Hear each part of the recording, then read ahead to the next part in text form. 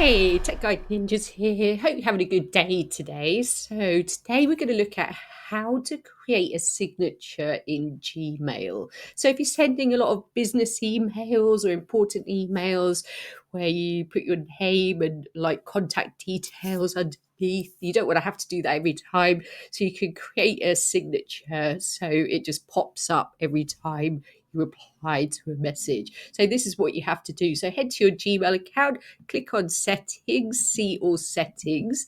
Then we're going to stay on the general page and scroll down until you see the bit that says signature.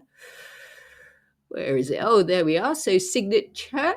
So this is where we can create a new signature. So you can create different ones for different emails if you like, or just one general one to use at the end of all your emails. So you're going to click on create new. So write your name in and then click create. And then in this box here is where you can write in the other text you might want under your name. So for example, Jane Doe. So you can maybe put what you do as well if you want. Freelance writer.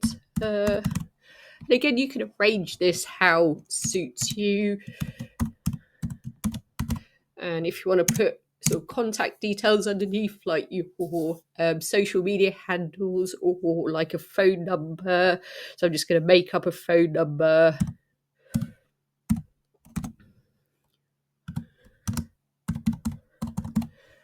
And so that's what I'm going to leave for my signature. So when I'm happy with that, you can scroll down and then you can give a little bit more information. So when do you want to use the signature? For new emails, on reply, forward use, or for both? So now your signature's been created, it'll pop up so you can click to use it for new emails, and if you want it for on replies as well, put it there.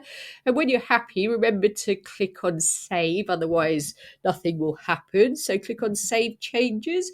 Then when I go to compose an email, you can see my signature pops up there. So that's it for today. If you have any questions, let me know under the video. Please like the video and subscribe to the channel, and I will see you soon.